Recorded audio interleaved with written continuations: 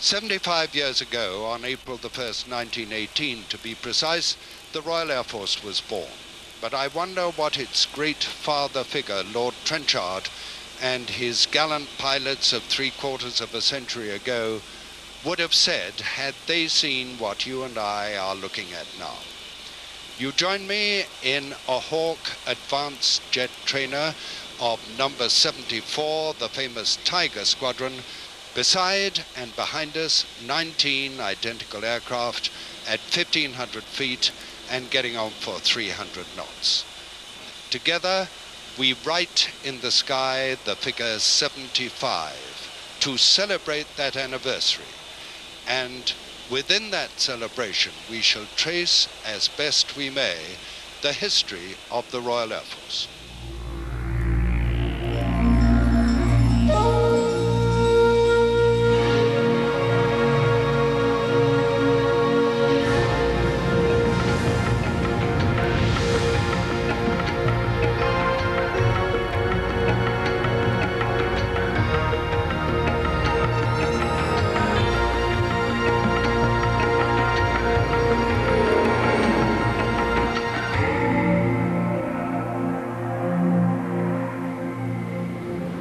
From the Sopwith biplane to its direct descendant, the Harrier jump jet.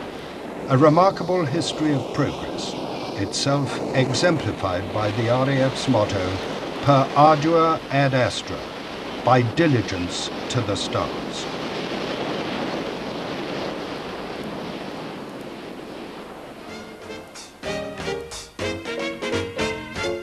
From the outset, Lord Trenchard fostered the public image of his fledgling service.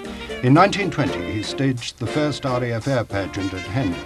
As an annual event, it drew huge crowds and helped to offset the post-war clamour for disarmament. He appointed the distinguished composer Walford Davis as director of RAF music and established a tradition of excellence maintained to this day. Trenchard realized the necessity for specialist skills in his new service. And so in 1920, he established number 1 School of Technical Training at Halton, where bright boys from school were enlisted as aircraft apprentices to learn their trade. Many went on to achieve great distinction, not least Sir Frank Whittle. Halton was closed earlier this year. Its role transferred to Cosford. But today at the RAF Museum at Hendon, ex-apprentices, or Trenchard's brats as they were affectionately known, gather to celebrate its illustrious past. For his officers, he created the RAF College at Cranwell as the equivalent of the Army's Sandhurst and the Navy's Dartmouth, but also to include flying training. And for that most critical requirement, Trenchard embraced the Avro 504, as well as the proven skills and reputation of the Central Flying School, which had been founded at Upavon in 1912 and had transformed learning to fly from a hit-or-miss hazard to a scientific discipline. The demands of empire provided Trenchard with an immediate operational opportunity to provide an effective backup to the Pax Britannica, particularly in the hostile terrain of the Near and Middle East and the Northwest frontier. This was Biggles' time, when its dashing pilots regarded the RAF as the best flying club in the world.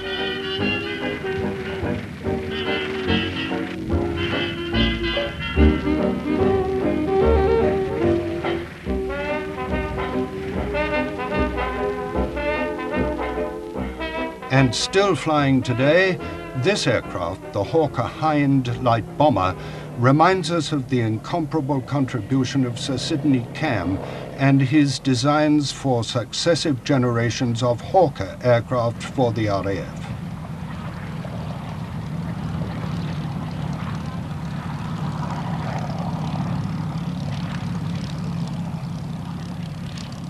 The pursuit of technological progress in the air was a high priority. As early as 1935, the Royal Air Force was experimenting with this pressurized suit, and on the 30th of June 1937, Flight Lieutenant Maurice Adam established a world altitude record of 53,936 feet in a Bristol 138. In 1929, Flying Officer Waghorn, flying a Supermarine S-6, had won the Schneider Trophy with an average speed of 328 miles an hour. 2 years later, a third successive victory would win the trophy outright for Great Britain. And in 1938, the Vickers Wellesley established a world long-distance record by flying 7,162 miles in 48 hours non-stop from Ismailia, Egypt to Darwin, Australia.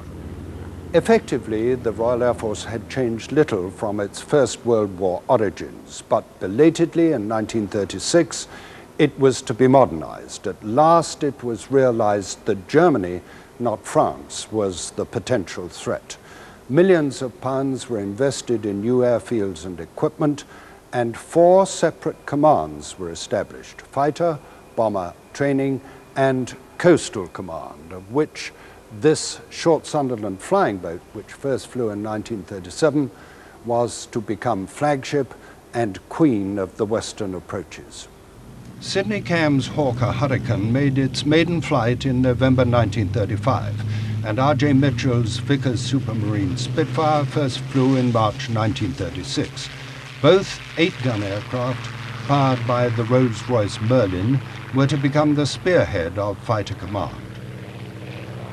The Schneider Trophy races had proved the concept of the high-performance monoplane, and effectively indeed the Merlin, but the Air Council had for too long been preoccupied with 2- and 4-gun biplanes, and the Hurricane and Spitfire arrived only in the very nick of time. The Bristol Blenheim was to provide a brilliant advance for the new Bomber Command, and its origin is as fascinating as its history is gallant. It had resulted from a private order by Lord Rothermere to the Bristol Aeroplane Company to build him an all-metal 6-seater with retractable undercarriage and capable of 240 miles an hour, considerably faster than RAF fighters of the time. It actually achieved 307 miles an hour, and the Air Ministry immediately ordered a military version. The Blenheim was to serve with distinction in all 3 operational commands. The heavy metal of Bomber Command was to be provided by the Whitleys, the Hampdens, and this Barnes-Wallis design, the Vickers Wellington. 55 years ago, when it first came into service, the men who sat in this seat were the pick of the bunch. And from the outbreak of war, the Wellington proved itself magnificent. Its unique construction, fabric cover on all-metal geodetic lattice, made it capable of sustaining enormous punishment and surviving. It was very affectionately known to its crews as the Wimpy, a slightly skittish name for a truly gallant aeroplane. Training Command was to receive the Tiger Moth. Developed by de Havilland from its family of civil light aircraft, the Tiger of 1932 was to be the RAF's first purpose-built first solo aeroplane, and it became the Empire's trainer. On the very eve of war in June 1939, the Women's Auxiliary Air Force was formed. Dame Felicity Peake was commissioned into the new service in August 1939, and 7 years later she would become its director. Well, its purpose was to release men for more dangerous tasks, and in those days, of course, flying was the most important, and still is, for the Royal Air Force, by substituting women in as many trades and officer branches as possible, as quickly as possible. Women couldn't fly in those days. They were not allowed to fly. I was very fortunate to be posted to an operational station just at the right time. And the girls were doing various jobs, and the most important of which, of course, at that time, was plotting. I think the number of trays rose from about 10 to almost sort of 80 or something like that, with all the offshoots of the various departments they worked in. Well, they were doing all the sort of ordinary and normal ones, like secretarial and driving, and they became aircraft fitters. They They did a lot to do with signals. The radar stations all around the coasts of London were manned almost entirely by women at that time. I've never known anything like it. I was on recruiting in the early days, and they'd come from far and wide, from everywhere in the British Isles to join, and they were all types and kinds, and absolutely marvellous. This morning, the British ambassador in Berlin handed the German government a final note, saying that unless we heard from them by 11 o'clock, that they were prepared at once to withdraw their troops from Poland, a state of war would exist between us. I have to tell you now that no such undertaking has been received, and that consequently this country is at war with Germany.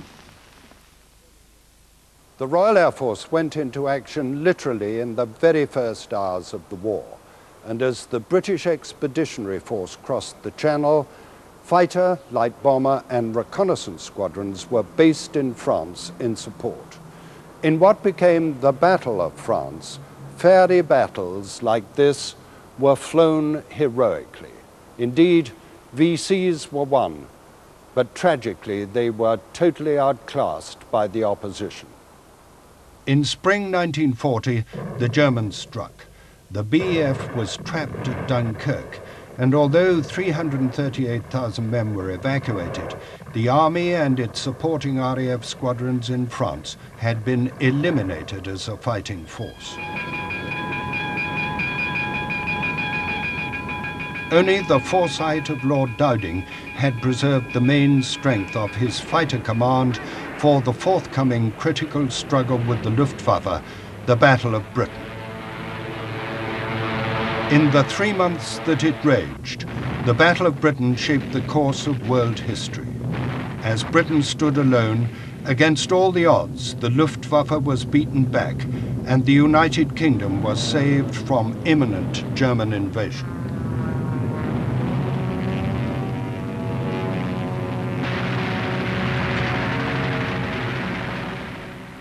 If you went up to the average man in the street and said, "Do you know anything about the Battle of Britain?" and he'd say, "Oh yes, a few dashing young English officers flying Spitfires defeated the Germans."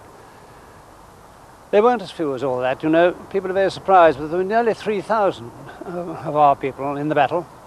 Not at the same time, never more than about 700 at one time, but 3,000 actually qualified. If they were dashing, they didn't last very long. They weren't all young by any means. A lot of them were, of course, but people like Douglas Bader, Sailor Milan, well over 30, and some of the Poles and Czechs were over 40. By no means all officers. People forget that 1/3 of the pilots in the Battle of Britain were NCOs. And in fact, some of the air crew in the fighter Blenheims and Defiance weren't even NCOs, they were airmen. And they weren't flying Spitfires. 2/3 of the aircraft flying were Hurricanes. Everybody's heard of the Spitfires. So dashing young officers and so on, that's a 100% inaccurate statement.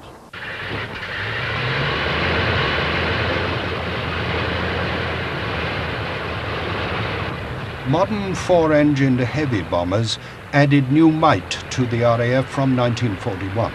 This, the short Stirling, then the Handley Page Halifax, and the Avro Lancaster. With bomb loads up to 22,000 pounds, despite heavy losses, night after night, in ever-increasing numbers up to 1,000 strong, they pounded enemy targets all over Europe and carried the war to the very heart of the Nazi homeland. Those who had sown the wind were to reap the harvest. Mightiest of the heavyweights and cherished symbol of the awesome might of Bomber Command was the Avro Lancaster. Despite its size, the crew of 7 were squeezed into their accommodation, not least the lowly tail-end Charlie in his power-operated rear turret. Equally cramped, despite his key role, was the navigator, as Jack Jones of 617 Squadron will never forget. It wasn't exactly a comfortable ride, Jack. Certainly not, no. It was very cramped and extremely cold. And very frightening? Well, yes. From time to time? Sometimes. How many raids did you fly, Jack? Altogether 54. Pretty good But score. with 617, 24. And what was the most outstanding one? Well, the most prestigious raid was when we led 318 Lancasters to Berchtesgaden. That was the last raid of the war over Germany. And you were the lead navigator? we were the leading crew, yes. But you were doing the navigating and leading all the rest? Indeed. You're too modest, Jack. That's what you do. Yes, that's true. That's quite true. In 1943, Lancasters of 617 Squadron dropped the unique Barnes-Wallis bouncing bomb. The attack had been practiced over Derwentwater, where 50 years later, the Dam Busters' golden anniversary would be celebrated by the Memorial Flight's City of Lincoln. Also to become legendary was the Mosquito. Built in secrecy as a private venture, it joined its first Squadron 105 in 1941. Powered by 2 Rolls-Royce Merlins, its fastest version was quicker than many a Spitfire. Others could carry a 4,000-pound bomb, and the wooden wonder served brilliantly in virtually every operational role, including high-speed transport.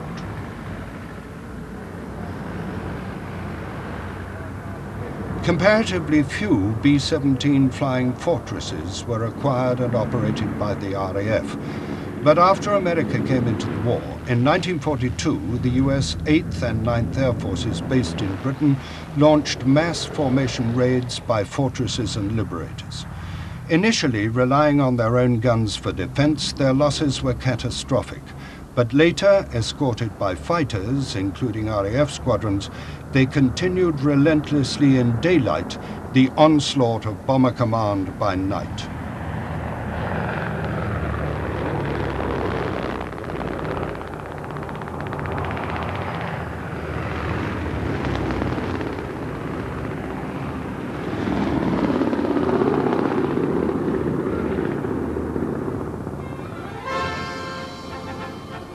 In 1941, as the 8th Army wrestled with Rommel in the desert, the RAF was joined by an ever-increasing tide of aircrew and squadrons from the Empire and Commonwealth, a never-to-be-forgotten chapter in the history of the RAF, and one which went from strength to strength in every theatre and made possible the all-important Empire Air Training Scheme.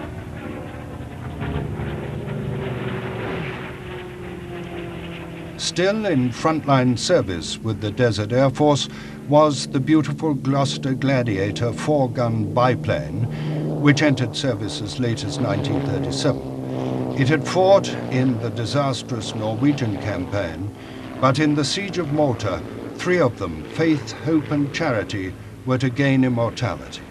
Which one did you fly, Jim? Well, we flew all 3. We didn't have our own aircraft. It was change round. And you were flying other airplanes as well at the time? That's right, and Hurricanes. How did you compare the Gladiator with the Hurricane? Much more manoeuvrable, of course. Lovely aircraft to fly. Quite apart from anything else, you were outgunned and always went up to meet the attack. Yes, well, fighter squadron, that's what you're there for. It's a defensive arm, and you're not really outgunned by the number of guns because it only wants 1 gun to be successful. The responsibility for maritime operations was for many years a bone of contention between the RAF and the Royal Navy. But as vital to victory as any aspect of the Second World War was the Battle of the Atlantic. To help combat the stranglehold of Hitler's U-boats, Sunderlands, as well as Catalinas and later Liberators, sustained endless hours of long-range patrolling and eventually succeeded in closing the gap to afford convoy protection from one side of the ocean to the other. But the cost in lives, ships and aircraft was appalling. The exploits of Catalinas are legion. One found the Bismarck in mid-Atlantic. One taxied for more than 100 miles in the Pacific, too heavily laden with refugees to take off. And one attacked a Japanese aircraft carrier in daylight after transmitting the cryptic radio request, "Kindly inform next of kin." The Douglas DC-3 Dakota started life as an American airliner in 1935, but in the Second World War it became the great workhorse of the Allies. Some aircraft are a pleasure to fly, some a privilege. This one is both. It served in every theatre. It sustained beleaguered garrisons in the Far East and carried everything from mules to VIPs. It participated in every airborne action from the invasion of Sicily to D-Day and Arnhem. This one, the RAF's last, is the newest recruit to the memorial flight, where it enjoys, like me, an active retirement. Long before the Normandy landings, the 2nd Tactical Air Force had been formed to support and follow through the invasion. Squadrons of Typhoons played a leading role in ground attack in support of the army.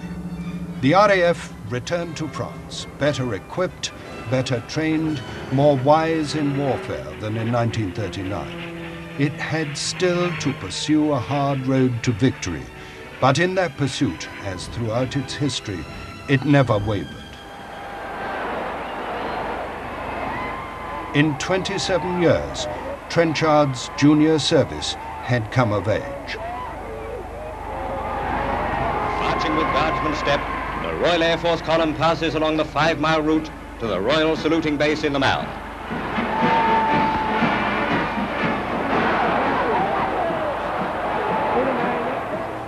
In terms of its equipment, the greatest single turning point in the history of the Royal Air Force was, of course, the dawn of the jet age at the end of the Second World War, and the first Allied jet to fly operationally 8 days before the German Messerschmitt Me-262 was the Gloucester Meteor. It first flew in March 1943 and joined 616 Squadron on the 12th of July 1944.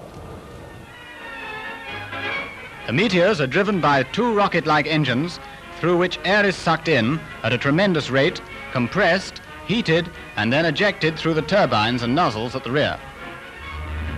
That contemporary newsreel description of the Meteor's Rolls-Royce gas turbines emphasizes their total novelty to the public, but to the Air Force they represented a new challenge in handling and maintenance and even fuel distribution.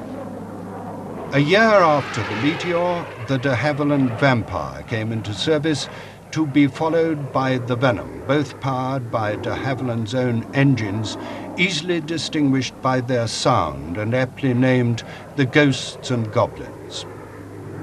Both engines and aircraft proved extremely successful and launched the Royal Air Force confidently into the future. Finally, Wing Commander Roland Beaumont, Chief Test Pilot of English Electric, pilots the latest version of the Canberra jet bomber, which is now going into production for the RAF. The Canberra, which entered service in 1951, was another dramatic leap forward, capable of carrying a 6,000-pound bomb load over a radius of 750 miles, fast enough to evade interception, and with a service ceiling of 48,000 feet. The Canberra was so far ahead of its time that the Americans felt obliged to purchase the design.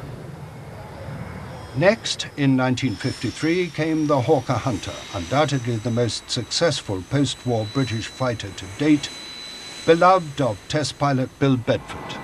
It looked a beautiful aeroplane with Sidney Cam's design and mark on it, 4 powerful 30mm cannons, a wide-track undercarriage forgiving to, the most agricultural type of pilot in the cockpit, and an aeroplane with a big wing and a high thrust-to-weight ratio. And of course it became a real pilot's aeroplane The Hunter went easily supersonic in a shallow dive, and flown by Neville Duke, raised the world speed record to 727 miles an hour straight and level. It proved a formidable fighting aeroplane in Borneo, Malaya, Aden and Oman. The Swiss Air Force still uses Hunters for their display team 30 years after Treble 1 Squadron's Hunters, the Black Arrows, set new standards in formation aerobatics. The RAF's reputation for brilliant display continues generation after generation. Flying high and handsome, the Red Arrows of the Royal Air Force set the scene and mood for the Farnborough Air Show, shop window of the British aircraft industry, which this year is rocketing towards a record £200 million export scoop.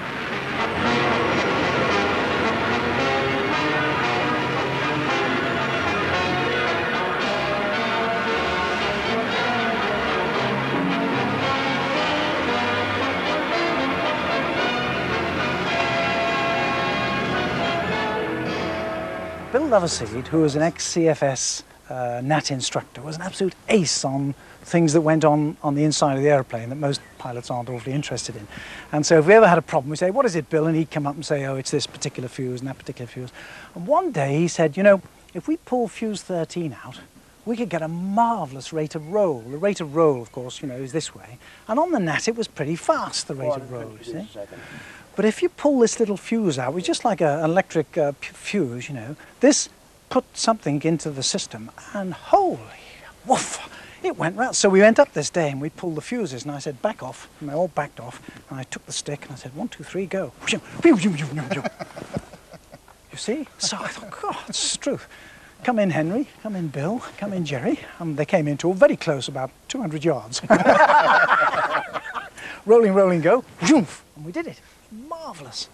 So a bit closer, bit closer. In the end, we were doing twinkle rolls in formation. Now, nobody did this. Nobody did this with this rate of roll, and it was fabulous.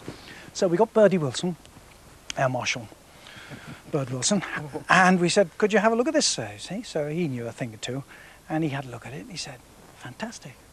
What did you do?" So I said, "Well, just skill, really, sir." So he said, And of course, after a while, they caught on to what was happening, you see.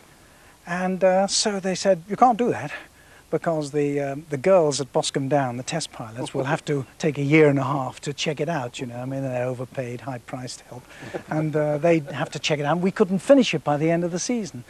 So we thought, right. So the order was, replace the fuses immediately.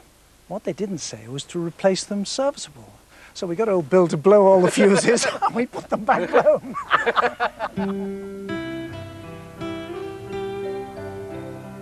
For more than a quarter century, the Red Arrows have thrilled millions the world over and inspired many a schoolboy to become a pilot.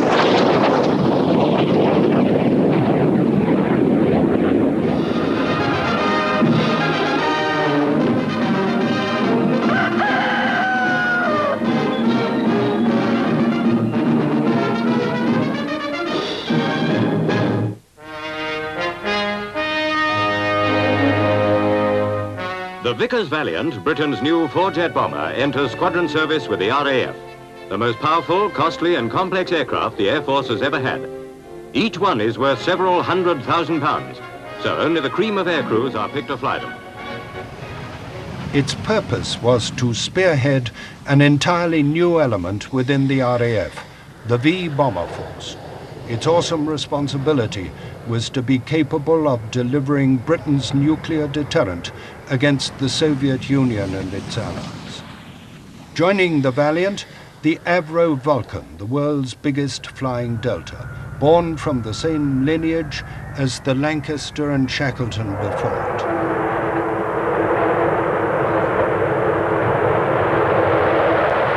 And arguably the most advanced of the trio, the Handley Page Victor.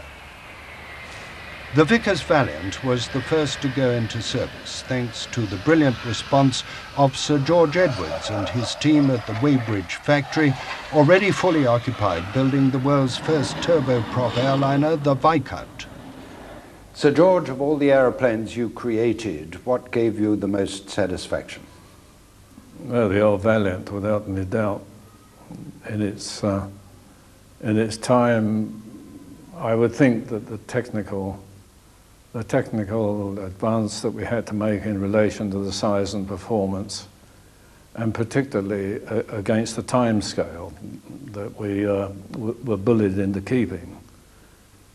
I'd even go so far as to say that, taking all those into account, that it was more difficult than the Concorde, because the Concorde never had that sort of time scale attached to it, and it had mighty resources behind it. I think that pressure on the ability to launch an atomic bomb began to get a bit severe, because our friends at the other end of Europe were rattling their sabre a bit, which is always helpful, the chaps in the defence industry. We got the prototype out in the middle of '51 and the first production aeroplane out in December '53. I suppose we were best part of 3 or 4 years in front of the Vulcan and the Victor. We literally bashed on, and we were doing things before the wind tunnel said it was all right. We used every trick in the trade to get the timetable right. And at the end of it, we got the timetable right and we got the performance right. 24 hours a day, 365 days a year. Squadrons of the V-Force stood ready to be airborne within minutes, briefed and atomically armed to attack specific targets deep in the Soviet Union, prepared to risk their own sacrifice in the defense of peace. The English Electric Lightning epitomized a crisis period of a different kind. The notorious Defence White Paper of 1957 and subsequent governments caused major postponements and cancellations, including TSR-2. The Lightning was to be the RAF's first all-weather supersonic fighter. It first flew in 1954, but didn't come into service until 6 years later. Out of that very difficult period, Strike Command was formed in 1968. The background really to forming Strike Command was that we had these 4 functional operational commands, fighter, bomber, coastal and transport, which were really interrelated in many respects in the modern operational conditions.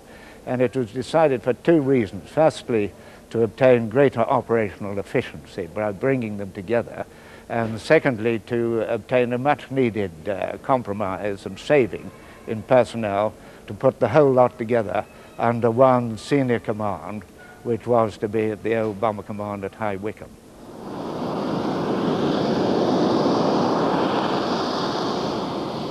The Harrier brought with it a new dimension, literally, to the capability of Strike Command. But the development and application of its unique performance presented a challenge without precedent, not least to Chief Test Pilot John Farley.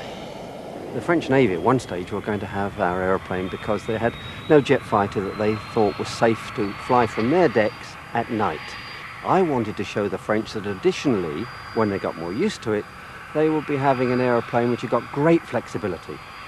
And so after our job was done, on the next day I said to the ship's captain, I said, just one thing I'd like to show you is the flexibility of the aeroplane. And he said, well, what do you mean? And I said, I'd like to take off and you try and stop me landing on your ship.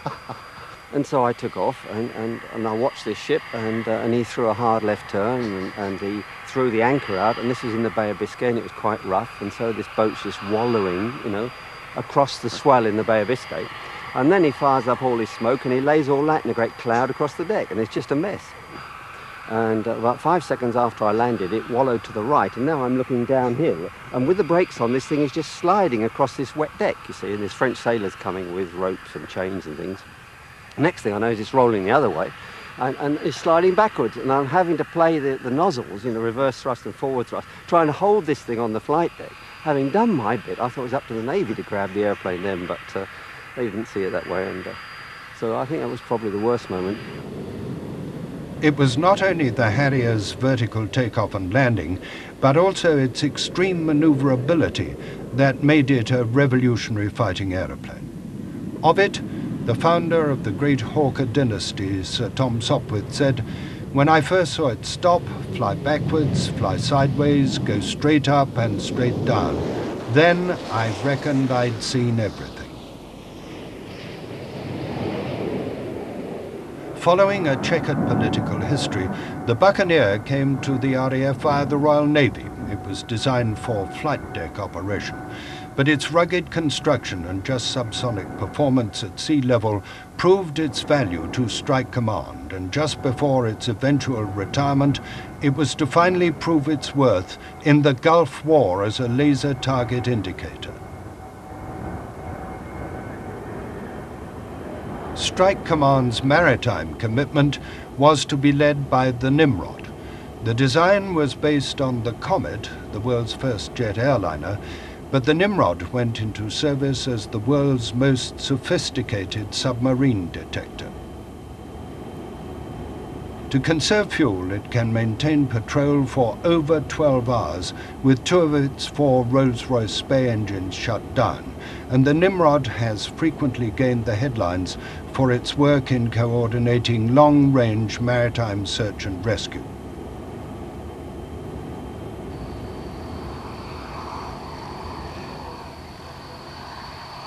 The VC-10 was also designed by Sir George Edwards as a civil jet liner, but from the outset it was ordered by the RAF along with BOAC as a long-range high-speed transport for passengers and freight. Later it was equipped as an in-flight refueling tanker and currently undertakes all 3 roles, as well as providing luxury accommodation for government VIPs, including of course service personnel and their families in transit.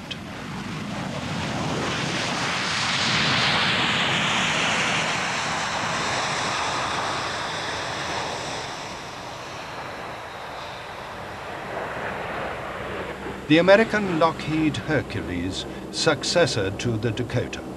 The RAF has developed its own stretched version capable of in-flight refueling, and in both the Falklands and Gulf Wars, the Hercules proved invaluable, as it has in relief operations in Africa and currently the former Yugoslavia. I'm a co-pilot on the Hercules at RAF Lynham. At Lynham we've got the route squadrons and we've got the tactical squadrons.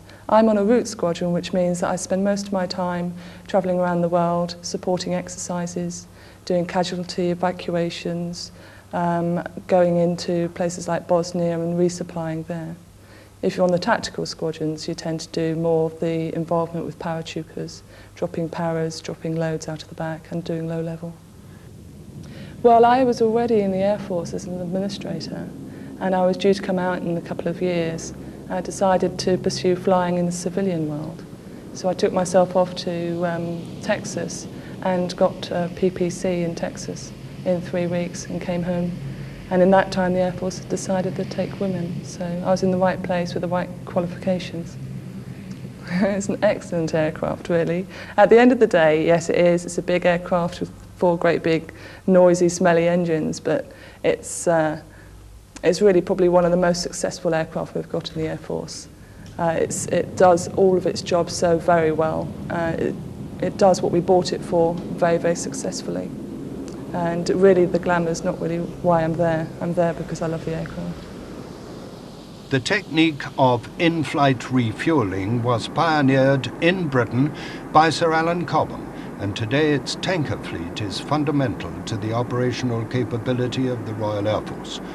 Lockheed TriStar ex-airliners have been acquired to join the VC-10s and, until recently, the Victor tankers. Without them, the Gulf War could not have been fought.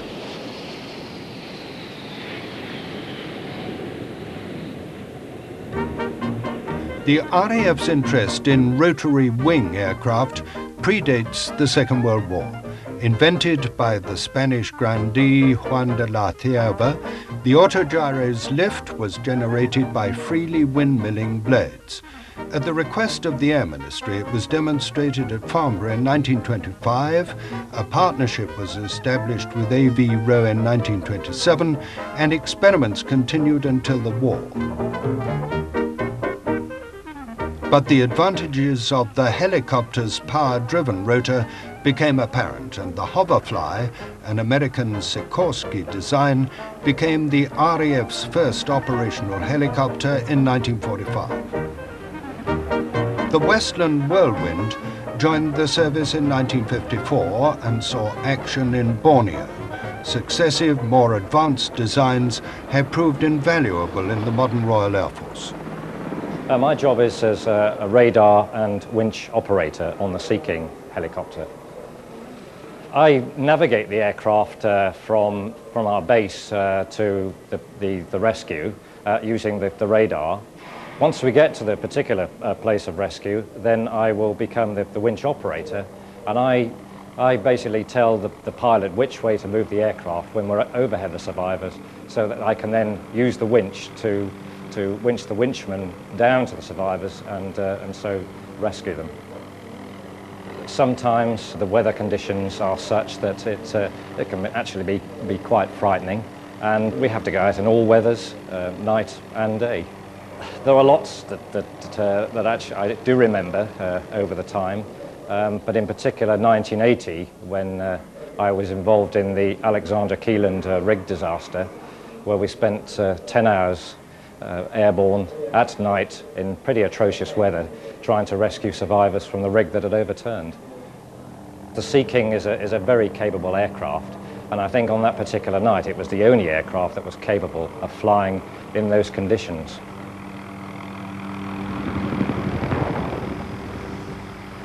In 1978, the Boeing Chinook twin-rotor helicopter was ordered for heavy duty.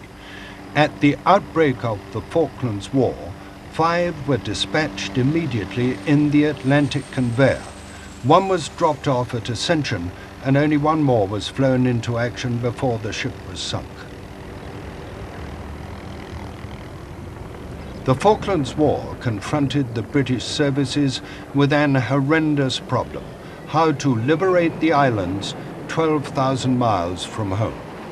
Despite the scrapping of its conventional steam catapult aircraft carriers, the Royal Navy was able to launch the Harriers against the enemy from the specifically designed ski jump decks of HMS Invincible and Hermes.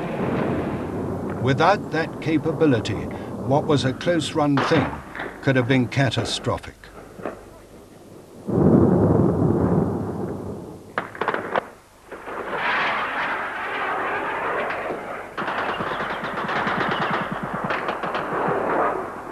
The Navy's Sea Harriers, reinforced by RAF pilots and aircraft, bore the brunt of the fighting in the air.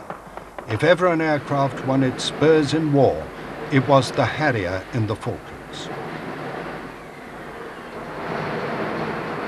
The RAF's principal task was support via Ascension Island, and a non-stop supply shuttle flew in thousands of tons of stores and equipment.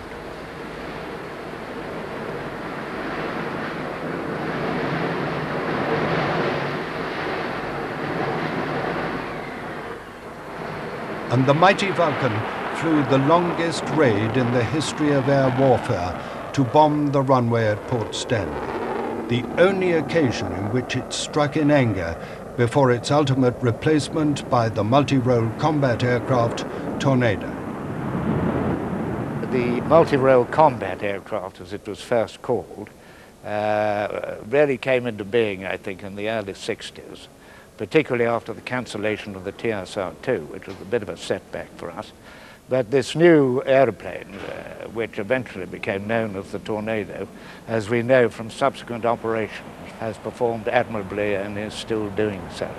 The Mach 2 Tornado resulted from a multinational agreement between Britain, Germany and Italy. The RAF was to receive two versions, one for air defense, the other a Striker.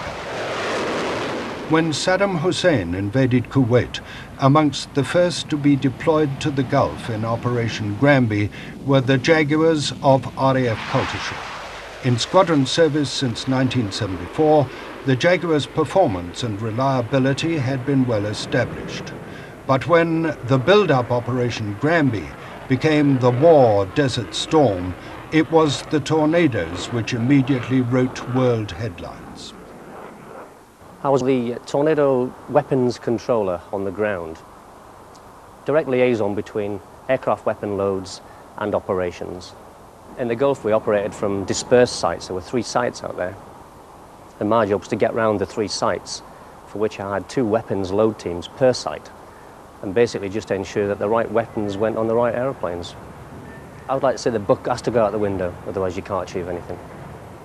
I mean, to work within my world, which is explosive regulations, there's absolutely no way, in my personal opinion, that we could actually operate under any conditions, war conditions, with a written book. So I'm afraid the written book has to just take a little sidestep and we get on with the job. My job on the weapons side would be to load an aircraft once given the go-ahead. Depending on the load, again, if it was going to take 8,000 pounders or 2 times JP233, varying between an hour and a half to 2 hours, including its guns. We actually lost 4 aircraft in a week from Maharak Air Base. Those crews were taken prisoners of war, so we actually didn't lose the crews, but we didn't know that at the time. The hardest thing was for the troops who, they took a personal interest in their own aircraft. Tremendous feeling of loss. I think some of the lads found it difficult to try and show their emotions, but you could see straight away that they would walk away. You couldn't get a word out of them. They'd just drift away, quiet, you know. You could feel, I could feel it definitely going from site to site, looking at these guys, if their aircraft didn't come back. I think everybody worked very hard. I mean, including the guys that were back at base supporting us, you know. The guys back home, and everybody, right down to the last man. I think that's what impressed me the most, the sheer professionalism of every individual.